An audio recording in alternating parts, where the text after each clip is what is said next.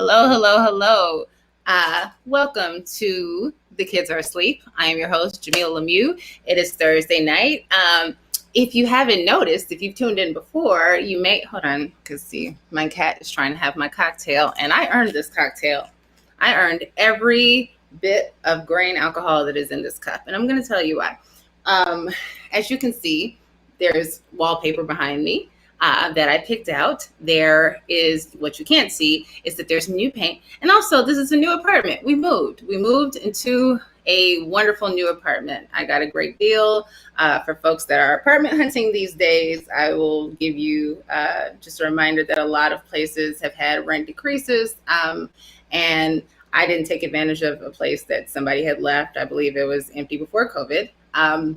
Which made it less likely that he would be able to fill it at the price at which he was offering it before. So I got it at a good deal. I got to move to an area I really liked. It's great, but moving is actually hell. And I don't think I ever, this is the first time I've had to move twice in less than a year, minus when I first moved to New York. I think I had to move 3 times in my first year because I kept landing on crazy apartments, but that's a very New York thing. 36 years old, I feel like I should be able to land somewhere, be there, and be happy with it. But our first LA apartment was not really it, and so we're somewhere else, which means that I've had to change the cable and the electric bill and literally everything, while also getting this apartment in shape and making it look beautiful and wonderful and all that stuff. And I've done it. I've done it all by myself. I've not done it all. There are boxes everywhere, but I've done it. I think that moving should be one of those things that gives you a pass on all of your obligations. I think moving should give you a pass on all of your obligations. I think your menstrual cycle should give you a pass on all of your obligations. I think pregnancy should give you a pass on all obligations. And I think just not fucking feeling like it should give you a pass on all of your obligations. But that's just me. I don't run anything but my mouth.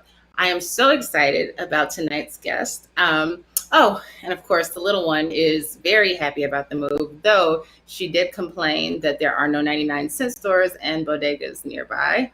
She is a Brooklyn girl through and through. I also don't think she realized that there was a little bit of a kind of stepping upward in terms of the area. We didn't necessarily step upward. We are where we were a year ago, but the rents are going down. So she's looking for some amenities that we no longer have access to, but we've got access to all this other cool stuff. And white people, you have really been keeping a hell of a lifestyle away from my folks, and it's not fair. So I'm hoping that all of my Black millennial friends move to this community that I will not name. There are Black people here. I wouldn't have moved somewhere there were no Black people, but there's not a ton of us. But I was thinking maybe we could do like our own version of gentrification where like we all boss up and get apartments that we wouldn't have been able to afford if it weren't a pandemic. And then like we live here and the people that are cool stay and the people that are not cool, you know what they do when we come to neighborhoods. Anyway, just kidding, but not. I'm so excited about tonight's guest. I have known this man for many years. I have admired and followed his work for many years. And he is from a city in the Midwest, best city in the whole wide world, Chicago, just like me. Please welcome to the show, Open Mike Eagle. He's a rapper, he's a comedian, he's a podcaster, he's a host. Mike, how many hyphens are there? I don't know. I keep finding ways to add them because when I moved here, I was told that a multi hyphenate was the thing to do. But I think it's too many multi hyphenates now. Like the market's flooded, and so our rates is going down, and that's not what I signed up for. That is very true. And it's tricky because I too, as a creative and somebody who took a non-traditional path, I've been able to capture some spaces and some lights that I might not have been able to were I not a multi-hyphenate, but that is the case that everybody is doing that now. But you're doing it so well, and you've done it in such a unique and like Mike, I don't know anyone whose career trajectory and just what it looks like has fascinated and inspired me much more than you. That you were able to.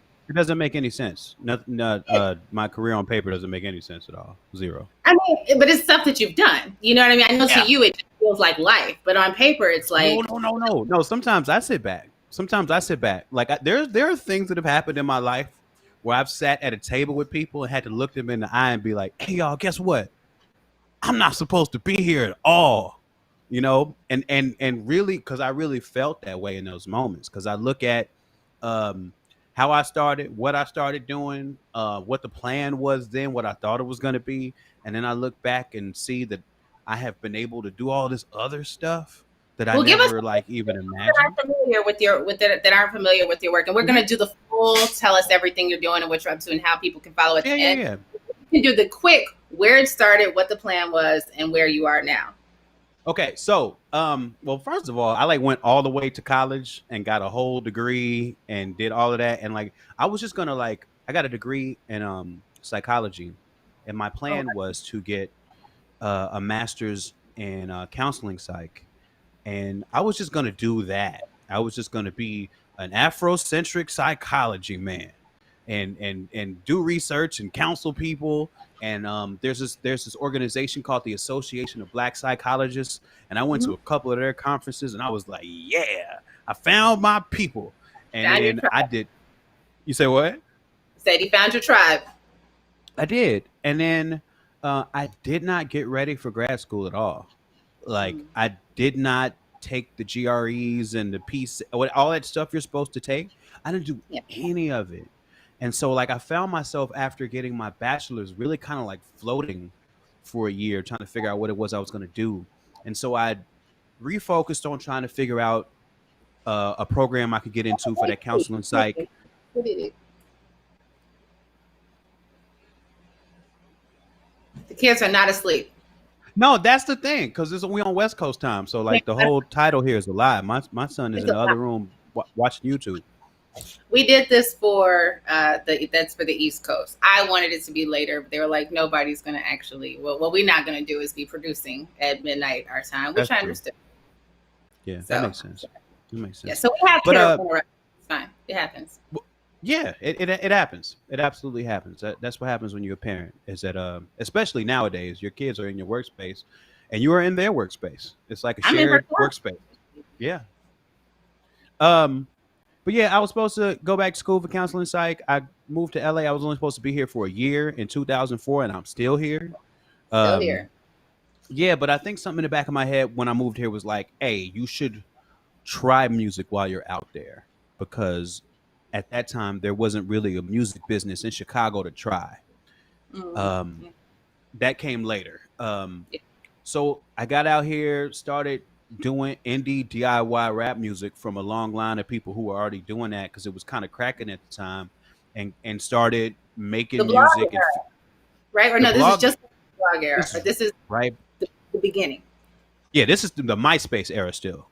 Yeah. Um, so just immediately preceding the blog era. Um, yeah, so at that time, the flyest thing you could do as a musician, the flyest thing you could do is be on the front page of MySpace. Yes. Like that was like the pinnacle. Um, but yeah, I started down that road because I had mentors in the Project Blowed out here in LA that that taught me how to have a career, like how to book shows, how to put out albums, like how to holler at writers so you could get features written up, and like all of these things that they taught me. And so then that's how my career started. And I was like, I'm gonna teach and I'm gonna rap at night because that's what I was doing at the time I was teaching. Um, then I got laid off from teaching, and my Mm-hmm. son had just got born. Um, I think the same year I got laid off. Yeah, he was born the same year I got laid off. And I put all of my brain chips. I was on unemployment for 2 years, but then during that time, I put all of my energy into making music, and I actually was able to flip it into a sustainable career for the time.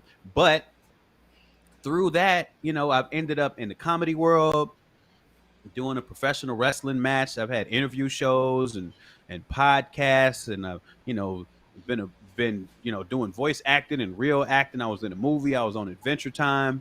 Like I like almost No, everything no, I could no, possibly. no, no. Uh oh, was that the cat? You talking to the cat? That was the child who just knocked over my lights. So Oh I'm listening. You keep talking. I'm just gonna pick up. I'm gonna pick up the lights. So we yeah. don't start. I was able to do things, and We're gonna. yeah. Oh, Well, hello. There's gone for it. There she is. Jamilah. There's the mini No, Mila.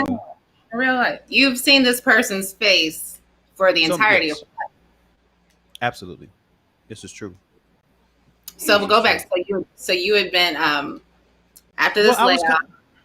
Yeah, I was. I was kind of just landing on all of the weird, wonderful stuff I've been able to do, and how I've been thankful for it. Like I had a whole TV show on Comedy Central, a network that I grew up watching. I had a show I was co-hosting. I had a billboard with Yeah. my face on it outside of my house. Wow. Um, 2 years ago, it was just like these unimaginable little moments. That The have made rascal up was when my I career. realized you were like some sort of superhero. I was like, what can he do? Yeah. He's wrestling. Yeah, well, that I've loved wrestling all my life, and I was able to talk myself into making that happen. And yeah, it was a big moment for me. It was a big moment for me. I got to body slam somebody. I never thought I would actually get to do that in a sanctioned way. That is very cool. That is something that most of us will leave this earth without having the opportunity to experience. That's true. Uh, Something you said at the beginning of your comments about being in rooms and being like, I just have to tell y'all, I'm not supposed to be here. That Hmm. is, I think, the imposter syndrome, like just the feeling that, like, it's not just like, oh, I defied the odds. This is great. I feel good about myself. This is nice. It's the weight of the guilt and the, anxiety and worry over everybody who didn't get there with you, particularly people who you love dearly, who want to be doing the same things that you're doing, or who just want to be doing something that they love and enjoy, right? Because that's such a privilege, like, especially right now. I don't think it's ever been more. It's boring, right? You should go. No. Entertain. Oh, you said it's entertaining? Yeah. You got 5 more minutes. That's parent psychology right there. That was great. I Um, tried. I tried. but I I I've that sort of imposter syndrome you're speaking about, especially how that was manifested in me saying that thing I said to them people about I'm not supposed to be here.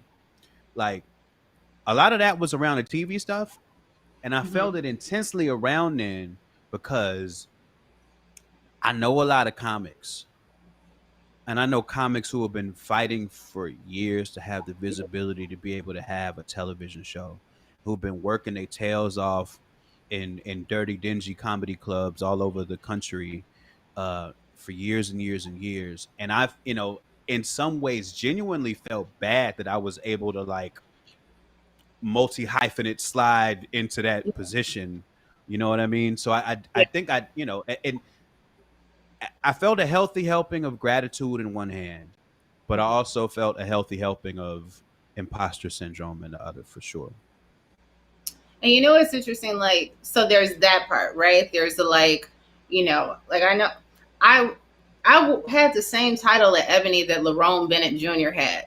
There's no Mm. way, you know what I'm saying? I haven't paid a tenth of the dues that Lerone Bennett Jr. did, Yeah, right? So it's like, that's once a the different thing. world, it's a different time, but also that feeling of, the people who did work toward this since they were 7 or 8, who Right. aren't here. But on the flip side, and I'm sure you've seen this even more on the Hollywood side than with music. I mean, you see a lot of it with music, but I think with in Hollywood in particular, is even more salient. The number of people who ain't did nothing, who don't deserve nothing, who don't have the talent, you know what I mean, who've had access to resources and opportunities that have worked for, right? That you Well, that could, yeah, I feel that most intensely when it comes to the rap game. Um, really. yeah, because so much of how people become Adult, known. you gotta go. Um, It's an adult show. It's an adult show. You're holding me back right now. I'm feeling oh, constricted. I love oh, you. Oh, she did a we whole. all we She. all love you. We all love you. Everybody loves you, Naima. We all do. Why don't you just go eat your food? I can't. Why can't you? Because I had nowhere to sit. On the floor. Um, Okay. she's above that now. She's like, no more Mhm. 99-cent stores, no more floors. I've changed. um, Wait till we yeah, get I in think. the 99-cent store. Wait till we So need wait things. till. Yeah, yeah. No, she'll learn. She'll learn quickly. Um, but what was I saying? Oh, the way people About rap. get known. Yeah, the Yeah. way people get known in rap. It's a lot of planning and coordination and marketing and like buy-in from the industry. And a lot of that is about resources. And so like I often Get the cash and drink your drink. I often feel like the effort in rap music is the importance of it is wildly understated because the real importance in rap music is having resources. And Absolutely. I come from broke people. I come from working class people. So Yeah. like, Our I people think come from what bill are you 4410 as well? 4410 in the Taylors Yeah. or in well, okay. So my That first cousin was, lived in the Taylors. Huh? okay. That was your aunt's building. Yeah. So I think it was I know your music. 3925. Okay. Yeah. I didn't hear what you said right there. I'm sorry. I said I know your music. They blew up your Oh auntie's yeah. building. She Exactly. But raised yeah, a that was couple kids. 3925. It was one of them yellow buildings. You know the yellow ones and the orange ones? She was in one of the yellow ones. You know what's really funny? Just this minute, because I'm on my laptop, so I'm seeing my Mm-hmm. text messages. I see that for some reason my daughter's 5-year-old brother just texted me a link to the song Savage by Megan Thee Stallion Fun. and the Trigger Protection Mantra by Janae Aiko. I'm sorry. I like her, but I've never known Yeah. how to say that name. These kids have got to go back to school. What is going on? They run amok. Why is a child sending me Megan Thee Stallion songs? It's 7:20. That shouldn't happen. That shouldn't I happen. think he's making That shouldn't be the way that comes to your device at all. My son's one of his new favorite pastimes is figuring out how to make his his uh his screensaver in Zoom really funny. Just For his classes. oh, that's nice. I think they were told they Yeah. couldn't do it. They I'm waiting for the day. I'm sure they're gonna get told that too. But until then, I'm like, go for it. You know what I mean? how Just don't do nothing. Don't do nothing inappropriate. He's 11. he's 11. What He does just started middle school at home. oh my god. Yeah. And those are the kids that my heart really breaks for. Like, I mean, it's all Yes. my heart breaks for everybody, but those milestone moments, where it's like I was Yo, supposed to have done this. Like that's a middle school's a big deal. it's a big, huge deal. I know a parent whose child just started kindergarten at home. I'm like, first of all, my heart goes out to that parent. My Oh heart my goes god. out to that child, and my heart goes out to that teacher. Can How you do you organize a classroom full of kindergartners on computers? I kind of want to do it for a day. Like, Oh, I do not. I want you to do it, and I want you to write about it so I can feel your experience. I want nothing to do with it. Nothing to do with it at all. first of all, yes, kids are very sophisticated. He just sent me Mr. Ice Cream Man by Master P. I'm like, What? How old is I'm he? 5. Look at See, this. what? Come on. Bye, Dave. Gigi Okay. plays Gigi. Trick I just said, protection every time. does she play Mr. Ice Cream Man by Master P for you? No, but Okay, Oh, go on good. ahead. Yeah, because you would Daddy, have had to censor that. Daddy's played it, so I'm sure it's the clean version. he said Is there a clean version of Ice Cream Man?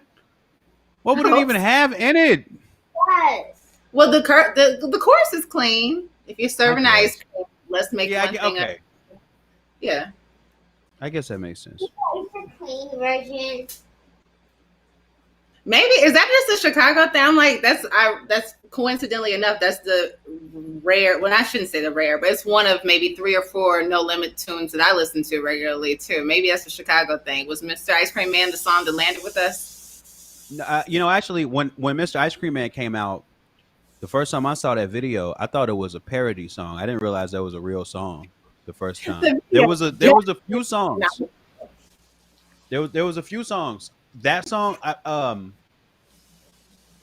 Juvenile's Hand. I didn't think it was real at first when I first saw the video. Like, oh, this video looks really real, but this song, This can't be. it doesn't sound like he's finishing his sentences. I don't know what's going on here. So I Like, I thought don't it know. was like, yeah. I was very resistant to change because I was, the true school hip hop spin on my neck b-boy. So I was like, what's all this? I was always barking at stuff. Oh yeah, I hated all of them back then. Like, Yeah. it's funny because "Aha" was a song I used to play a lot a few years ago. But like when it came out, my nose was so high up in the air Yeah, for no, like money to the limit. My little empty backpack. Okay, I think it would be unfair to have you here and not tell the saddest story of my youth that involves you. Gosh. I just, Even though I just, and I don't know anybody is gonna this is gonna be just me talking to you, but I just saw Akil a few days ago. How's he doing?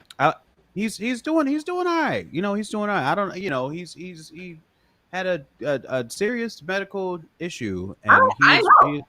yeah, I know. I'm just saying that as a reason to inform the audience why you would have that pause you just had. You know what I mean? But yeah, I saw him for the first time since, and he, his spirit is indomitable. So he's doing great, but I could actually put my eyes on him for the first time. I was like, oh, okay, yeah, like this is a real thing that you went through. Because I just did a drive-in tour with Hannibal Buress, yeah. And our last show was in Chicago, so I got to see a couple of the Whitney Young, my close heart Whitney Young homies, my super love crew from back then. I actually got to kick it with them for a little bit, but yeah, seeing him and then talking to you, that's a pretty good week. It's a good week. It's a pretty good week, man. So I'm gonna we're ignoring you. I'm going to so I was gonna get to, and we will talk some more about the tour because I have questions. For sure. Super brilliant. So Akil is one of the most wonderful human beings on the planet. Oh my God. Just one of my best friends and one of the best human beings I've ever known. Yes. And he is one of Mike's best friends. And so Mike and Akil and he is an activist, an artist of many mediums. He's just, also a multi-hyphenate and just a really great guy. And so he is So now you're gonna hear the story. No, I was saving this for when you were a teenager. Go, scram. No, this is a good story for you to hear, but I'm gonna wait till you're like 13. There's no way she's leaving the room if you say that. There's no way. Why would she leave the room if you make this information sound so tantalizing? Look at this chocolate chip cookie. That is a beautiful cookie. Isn't this a beautiful cookie? Mm-hmm. I don't want it. That cookie like it has its own gravitational pull. Amazing. There's a brownie in the kitchen. Okay. Get out. Anyway, you have to go. She said, oh, okay. Hey. She said the cookie's She's great. She's a lot. Go. Yeah. Come on, I want to talk. Naima, I'm at work. You've stepped into my office. She's ready to host the show. She's ready to host the show. It's coming. It's time for Naima to earn her keep. We're gonna need to. She did her first modeling gig since she was a baby a few weeks ago, and I'm like, you've got checks coming in now. It's time for you to contribute. Go. I'm serious now. I'm not playing. I don't know what to do. Go back into my that's room. a mama look. She gave her the mama look. Go. Naima, we're almost done. You need to go.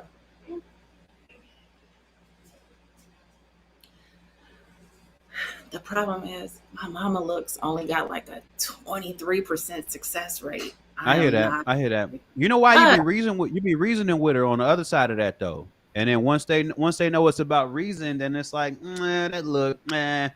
You know what I mean? Because like really, you ain't finna do nothing really. You know what I mean? Like that's all that's really behind that. Like, ooh, that evil lie from mom. Yeah. Like right. Give me y'all gonna be talking about social justice in a minute. So you ain't gonna really tear her ass up or nothing. She know that. She knows. It's funny because like the few times it's been a while, but like the more recent times that I've like threatened a spanking, she's like, "You said you would never hit me." And I won't.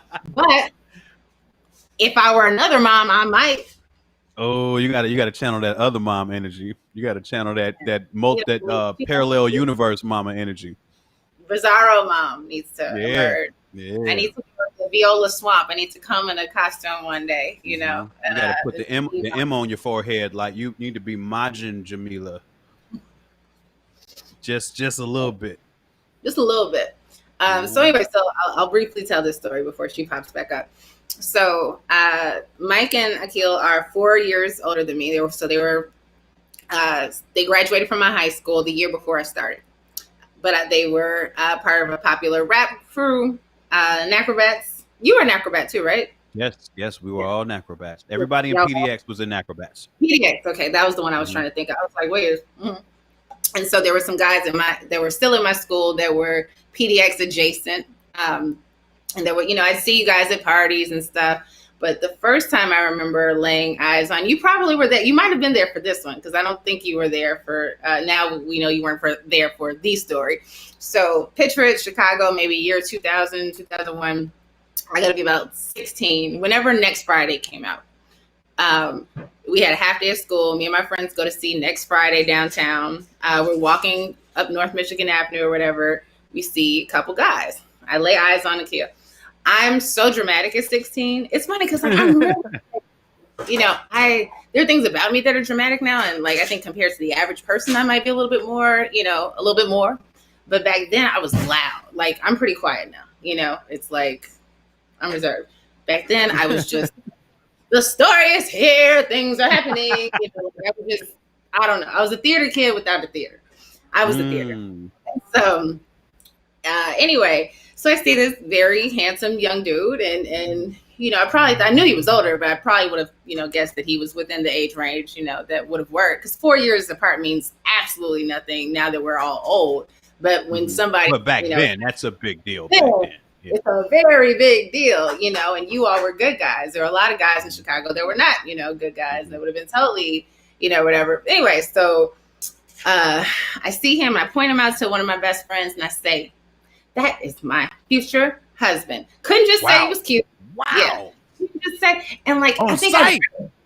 on site, but I'm going to tell you why. It's not that I felt that strongly. It's that I'd read a book where somebody had a moment like that. And he was my type. He looked like Butterfly from the Digable Planets. You know what I mean? Like that. I didn't, I kind of had to I've been consistent. I've been pretty consistent. And Akil has been fly our entire lives. He's been like super fly. Yeah. Super fly, so like sure had on some low and a little cool Eddie Bauer backpack or something and some hat and some cat, like in that moment, and he always, flipping something in a unique way too. Like, he's always been fly.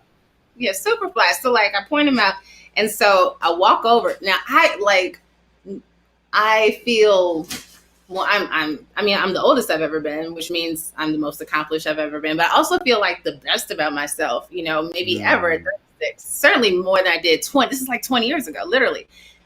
But what I don't have now is like I would holler at dudes, Mike. Like a 16-year-old Jamilah would be like, yo, didn't matter. Like what would you say? Run us through your 16-year-old game. Oh, this is about to be sad. I'm gonna tell you, I know exactly what I said.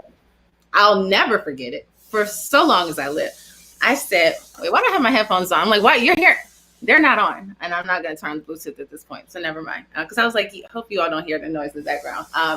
So I see him. So I go up to him and say, excuse me, I don't know you, but I just want to say you are beautiful. Ooh, you're with the beautiful. I was a poetry girl. I was at the fucking Snapchat. That was how I wrote back then. Like I had my little photos and my poems and so he responded affirmatively and we exchanged, I think he laughed a little bit. And we exchanged information and like we talked on the phone a couple of times and maybe went for a walk. I think that's as far as it went. We went to that was what a date was back then. You just walk around Hyde Park. Yeah. Walk around Hyde Park, and like and he lived really close to me and we washed our clothes at the same laundromat. So I was after, this happened. But, after a little bit of very little time, he was like, you're super cool, but like, you're too young. Like, I can't.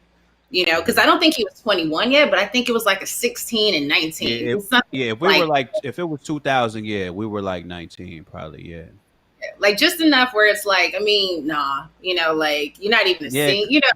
And he had a right, sister, Whitney Young, who was older than me, so I was right. just a kid, And you then, and know. then, and then, and then he'd have to tell us he was talking to some girl in high school, and then we roast the shit out of him if that happened. So he couldn't do that either. You know what I mean? Which I totally get. I remember my freshman year of college, one of my homeboys who was also from Chicago and went to my school. He was a freshman and he was dating a girl who was a senior in high school, but they were connected in a relationship on Facebook. And when I saw that, you know, high school, like I just laughed so hard. And there was nothing wrong with it. Like 1 year ago, they were both high school students, but I was like, bro, it got your name next to high school talking about that's your girlfriend. You look crazy. It's a status thing. Socially, that's a big deal. If you are in university and you were dating somebody who was in high school, It's that's bad. it's bad. It's bad. Look, It's bad. it's bad. It is bad. It looks bad. I mean, there are times where it's like, it's okay. You're a year apart. That's fine. Like, technically, it's fine. It just looks bad. It's funny because, like, I mean, the opposite, of course, for us, it was the other way around. It was like you were dating somebody in college, you made it. So, like, he represented Yeah, you were good. You were good. So he was literally the man of my dreams. He looked like Ishmael Butler. He rapped. He was in college. Like, Right. and he was tall. You know what I'm saying? It took very, so my little heart was not good with that. And I felt that because I felt that if I were prettier, if I were thinner, that, you know, Oh, you internalized it based on a bunch of other shit. I see. yeah. And like, it wasn't until I was an adult. Well, I'll get to this. Anyway, so I figured like, okay, next time I see him, so now we're not going to talk on the phone anymore or whatever. But like, he was always nice to me when I would see him at the laundromat. We'd still walk around, chit chat and stuff. So I'm like, or sometimes I see him on the bus. So I'm like, okay, so next time I see him, I just got to, you know, step my game up and really just show how mature and dope and cool I am. That's what's going to do it. Oh my So God. I'm on the 6th Jeffrey going from downtown Chicago. Oh no, we were on yes, I was on the number 6 Jeffrey going downtown from school and with my best friend Lila. And I look out the window, I see Akil, and he's on the bus stop. So he doesn't get on the bus, which means he was waiting for the number 2 because we lived close enough to each other, right? And so I'm taking the 6 so I could ride with Lila, but the 2 would put me right in front of my house and it would put him right, you know, basically around the corner from his house. So I know, I'm like, okay, he's waiting. So instead of just being like, yo, Lila, I gotta go, and just kind of quietly just grabbing my little bag. I always had hella bags too, such as my cool backpack and my purse. And so instead of just being like, yo, I gotta go, I'll holler at you later, I was like, oh, there's Akil. I love him. And so I'm gathering, you know, all my stuff because I'm a bag lady. And so the bus is pin drop quiet. Nobody has like had any reaction or anything, right? There, nobody's paying attention to this. Until some dude who for years I thought it was you said, Akil Charlton? Oh, that's my brother. And then the whole back of the bus laughs at me because they saw me have this super geeked, you know, reaction to you, only for his brother or whomever to be like, oh yeah, that's my people.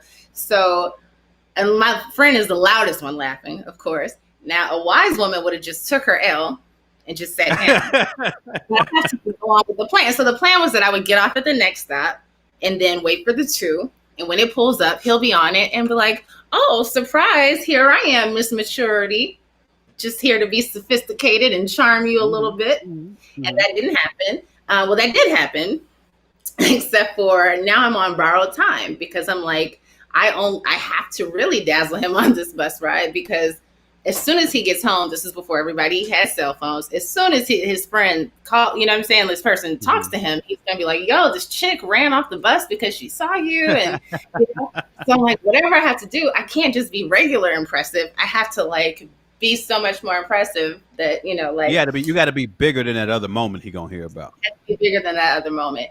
I don't think I delivered on that because we had a nice little talk. In fact, I think he got off with me and we walked around, or maybe probably more likely that I stayed on until his stop and like he walked me back home or something. And I kind of thought I put the light back in his eyes for me.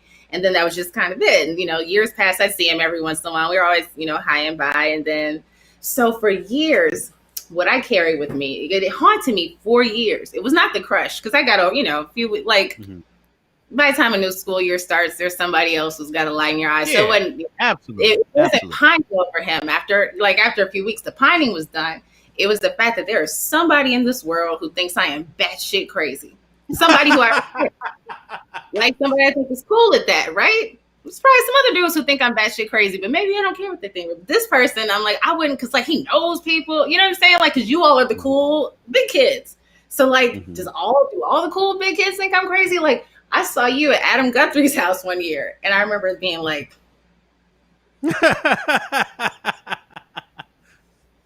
hey, you know, like, I know, like, in a way, like, I know your ass told on me, and that's why me and Nikhil not married right now. But also, you saw me super crazy. But it turned out it wasn't you. But you know what's? Did you ever figure out who it was? No. And the crazy thing is, so Akil and I, this is around the time Bill Cosby's going to jail, so maybe 2018. We have been Facebook. That's a great way to mark time. It's a great way to mark time, right? I also remember the conversation that like reintroduced us to each other, you know, because we'd maybe have like, we were Facebook friends for a while. We'd maybe have an interaction here or there, but we hadn't really like caught up and talked. So we end up having this conversation. You know, I think I was working on Surviving R. Kelly. And because of you all's age, I thought he might know some people who like, you know, dealt with Kelly in high school, right? And so I was like, okay, you know, I hit him about it. And we ended that. So that sparked a long conversation. I remember we talked about the Cosby thing and anything. I was like, well, you know, you were part of my most traumatic high school moment. Ha ha ha. And he's like, oh, what do you mean? I'm like, what do I mean? This isn't your favorite story to tell at bars? Like, this isn't the best. Especially if you ever saw me on anything. You know what I mean? I'm like, this is great. Like, I would tell everybody this. It's a great story. You know, like there was this girl in high school and she was clearly feeling mean because she was crazy. And here's what she did. And so whoever that man was never told Keel. Okay, so this is the thing. Because I don't remember that moment. But this is the thing. I do remember you from then. And I remember you and him knowing each other and you know, whatever that was. And I remember seeing you on the bus. But I don't remember that moment. That's the thing. I don't remember that moment. It totally could have been you. It could have been. It could have been. So we're gonna wrap up soon. And we actually, so I think the first time that he and I hung out. So like that scram name. Naeem actually knows Akil and his son. So like, I think the first time we hung out, like since I was a child. Maybe we like set up, I think we went to the movies or something. We did something with the kids, but I think the first time we got to hang out one-on-one, we went to your show and that was such a fun night. Yeah, that was so great. That was Lincoln Hall. Is that what that? No. Was that Lincoln Hall? It might have been Lincoln Hall. But it's what maybe, but I don't think so. I think it was. We was all upstairs and it was like a whole bunch of us in a little bitty ass green room. It would have been a COVID nightmare right now. Oh my God. At that time, it was so great because I felt like, for me personally, especially, because it was just a bunch of people in that room who I knew from like different phases of my life that I hadn't seen a bunch of them in years, and it was just so cool to see everybody all together getting along, like, and just having a fun time. People reconnecting, like it was tight. Yeah. That was so tight. Great. That was a special night. That was a special night. So we're gonna get out of here. First, we're gonna play a game, and then I want you to give everybody, because that might take a minute. Tell them everything that you're doing in every place. It ain't that much, but yeah, for sure. Okay, so this game, the name of it changes every week. This week we're gonna call it "Hey, wait." So my child has a yes, I'm talking about you since you want to be in the room. She's been throwing fake snowballs in my direction. You all can't see it. She's making them and then throwing them? No, she's. I bought them. We've been playing with them together. Yes, we have been playing with them together. We have not played with them since we moved to California. So they're like yarn snowballs, and she's been like throwing them in my direction. And so here comes. Okay, well, your aim stinks, by the way. So she was trying to throw one at me so y'all could see it, but clearly I didn't teach her how to throw. Okay, so, or maybe I did teach her how to throw. So, Naima has a very unfortunate habit of waiting until the worst possible time to ask a question or have a need. This is a thing that children often do. So, For example, at 7:01 tonight when we were getting started, she said, "Wait, I'm hungry and I'm bored." Oh, These I are heard not- that. That she had not shared this information with me prior to. Okay, mommy's got her lights, camera, action, almost. And so, no, you don't get a vote. No, you don't have a voice. Get it this time. I don't get it this time. This time it died in the middle of your show. What? So Oh. I had it on, and then it just, I was calling David. And Okay, then well the it show's died. still going on. All right. Yay, parent. Best. Oh, She's the best. Yes, we have to make that play date happen. Please. Absolutely. I don't know if How an old is 11-year-old she? 7, but she's got a lot of heart. She can Okay. fight. All right. Does he like to debate? Is he into social justice? No. Lives Matter, No. living single. Like he's on the right side of all of that stuff. Is he into basketball? Yes, very much. Boom. Fast There we friends. go. She Boom. she knows players, like she knows players I've never heard of. She can be like, Okay, oh, great. so-and-so. One of his favorite things to do, like this game. There's a game me and him play where we name a franchise and we start naming players on their roster until one of us can't think of somebody else. He wins every time. Every time. That's- She thought I was going to mention the boy that she has a crush on, just because you think every boy is him. Oh, No. that's a snowball. That you saw that? Mm-hmm. We're going to play our game and get out of here. Okay, so I'm going to put 60 seconds on the clock, Mike, and I'm going to ask you as many questions as you can answer Okay. in the voice of a child. Are you ready? I have to answer in the voice of a child? Oh. No, I'm the child. Okay, I'm gotcha. asking too far. Too.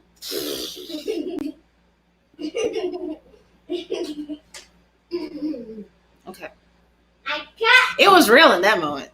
Oh. That was a legitimate from the heart mom face. Like I wasn't even cosplaying. Because a lot of times I feel like I'm look at me, I'm still dressed like a teenager. I almost said like, oh, I dressed in homage to how like you met me, but it's like, no, these are still my clothes. I just put them on Same because choice.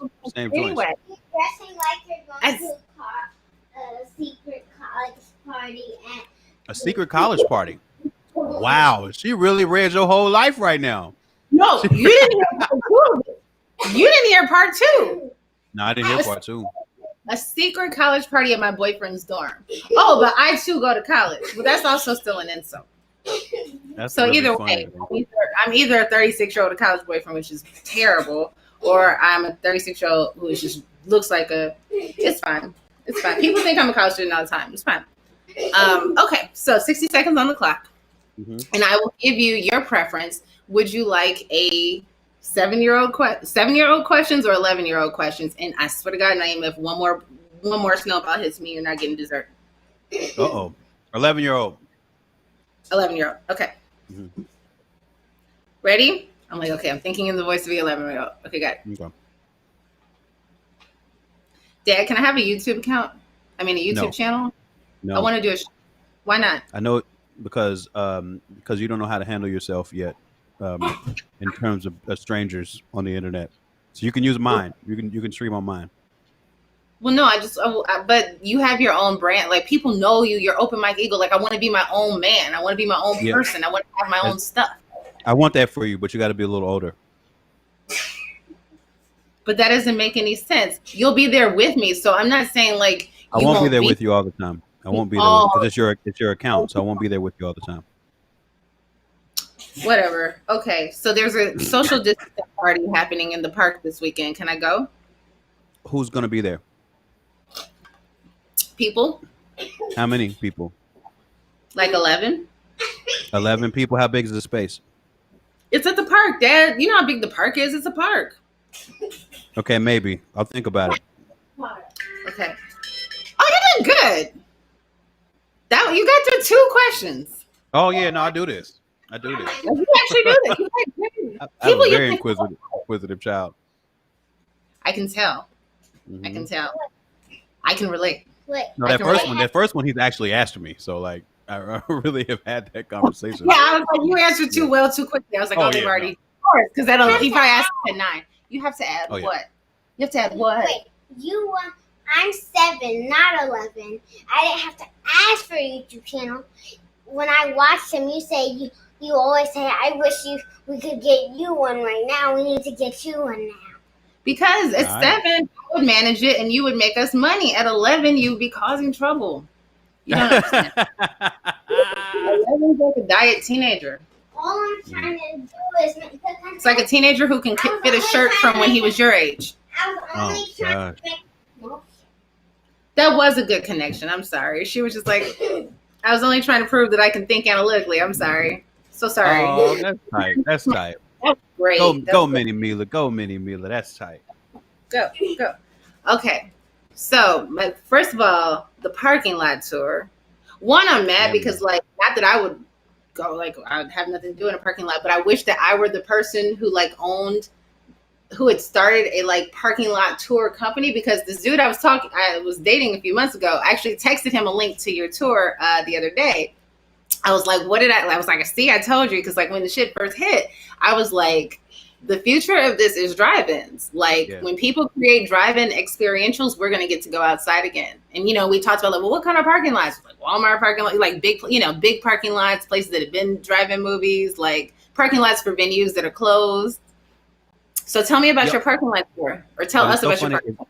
It's so funny you say that, because the people who end up producing this tour, they just stumbled backwards into it based on the same kind of thinking you're talking about. Like, they were producing shows, and then they were like, they figured out kind of low key how to do it, and then they tried it, and then suddenly, like, they are the go-to people for national touring based on this. Wow. You know what I mean? Just because they had a little bit of the forethought to try it early on. But it was crazy. It was great. It was special. It was fun, and it was weird. You didn't do LA. You say again? You didn't do LA. No, we did Cleveland, Butler, Pennsylvania, Columbus, Indianapolis, and Chicago. Mm-hmm. And just as a performer, it leaves a lot to be desired in terms of getting the kind of crowd feedback that you're used to like help you deliver the way you want. So, and then on our tour, there's opening comedian Brian Babylon, DJ Carshmello, which you just got to see that. Me as a musical guest, and Hannibal as a host and the headliner. And so these are, all these different ways to have to deal with this major problem, having people hella far away while you're trying to perform, like people in cars as far as the eye can see, and they're very distant from each other. So there's not like that collective energy of a festival, a collective energy of a show. Like, it's a lot of us as performers and as audience members just trying to like figure out how to do this. But it felt special because it was, for a lot of us, it's our first time doing shows in forever. And for the audience, a lot of them was their first time seeing something in forever, and like being out of the house for something that was like pure enjoyment, So I think overall it went well. It's still a weird thing to do, and I think there's some kinks to get worked out in it, and I hope that it doesn't stay at the drive-through level for too long, because you got to be a huge act to draw drive-in type crowds. So that means like everybody under that level, you can't do nothing. But wait, I got another idea. But I like it. I'm gonna share it offline because people will jump on it. But anyway, so before we get out of here, before you tell us how to keep up with you, how do you receive? Is there any way to receive feedback? Do they honk their horns? Okay, so we did 7 shows, and for the first 6. There was signage up encouraging people not to honk. And so people were, they would do noisy things if you asked them to, whether that was clapping or screaming or whatever. But even when they did that, even when they all did it at once, you only heard like the first 2 rows, really. Yeah. When Hannibal told a big joke, you can tell it was big because that whole first row was laughing. But you could never hear the laughter in the back of the parking lot or the back of the drive-in. You could never like really get a sense of how how the majority of people in the audience were accepting the information. Got it. Well, I think it's incredible. I mean, that you're a working artist in this moment is a testament. Yo, again, Your talent, Jamilah, your see, it's one of the moments. It's one of the moments where I'm like in the trailer for the drive-in, and I'm like, okay, I'm not really supposed to be here. You know what I mean? Like, I'm supposed to be one of the unwashed indie rap masses that's sitting at home trying to figure out how to connect with people. But I'm fortunate enough to be able to be in a position where I got to see what that was like. A lot of my peers won't get that opportunity, not immediately anyway. and part of that, it's not just your relationships or your reputation. It's just the way you've always been innovative, right? It's that you had a subscription-based model for your fans before people were doing that, right? So it's like, you know, if you want my content, here's how you get it, and you're going to pay me directly for it, right? It's that you embrace podcasting, that you embrace web series, that all of these things that a lot of folks waited on, right? Didn't get into. Want to be digital, still wanted to make a physical album, that was the focus, or still wanted to have this kind of deal, or like have their music experience this kind of way. Like the fact that you have always been on the cutting edge of how are musicians releasing and sharing their work with people. So with that, as we're leaving, how are you releasing and sharing your work with folks right now? Well, I got a new album coming out October 16th. It's called Anime, Trauma, and Divorce, and it's on my record label that I own called Auto Reverse Records. And really everything in my life right now, to the best of my ability, is about ownership. So I have a merch company called Merch Engine, and all of my stuff is available there. Pardon. I have a podcast network called Stony Island Audio that I just started. That all of my podcasts will be there. That is my network that I own, that I created, Stony Island Audio, named after a very important street in our city. I want to wear my Stony Island hoodie. I have to get, I need that. You've seen them, right? The like Stone Island. What's the shop in LA that's actually like Stone Island or somewhere? But anyway, my homeboy Aaron Rodan from the Crib made like it looks like their logo, but it says Stony Island. It's super dope. I need to see that. Yeah. But yeah, so I had a podcast there that just ran called What Had Happened Was. The first season was me interviewing legendary DJ Prince Paul. Every episode about projects that he produced. So it's De La Soul, Handsome Boy, Modeling School, his albums for Chris Rock. We got all sorts of programming on there, from Blueprint, Super Duty Tough Work podcast, Dad Bod Rap Pod is a great podcast with rap journalists with interviews. So we're trying to be the home for like on the ground hip hop content in the podcasting world. But again, like everything in my world is about trying to make sure that I don't have to answer to nobody. I don't have to pitch nothing to nobody. Like we have the platforms, we build the platforms, we get the work out to the people, and either they mess with it or they don't. That's awesome.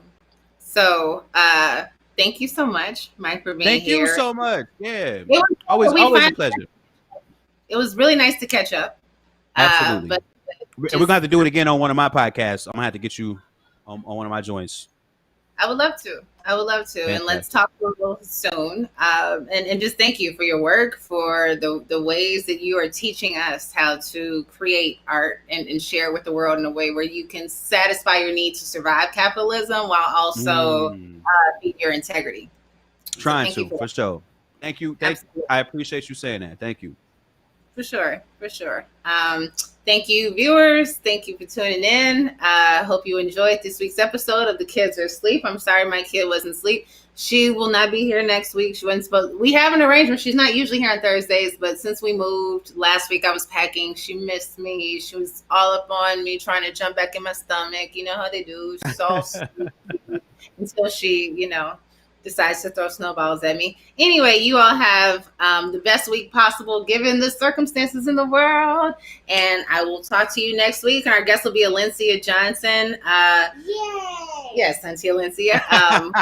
Political strategist. So tight. Like, it's just because I just talk to my friends every week until they're like, okay, Jamilah, we're not doing this experiment anymore where you talk to your friends. We're going to be talking the first VP debate. We're going to be talking about the reinvigorated fight for reproductive rights and much more. So we will see you then. Everybody just make it till next week, okay? That's real.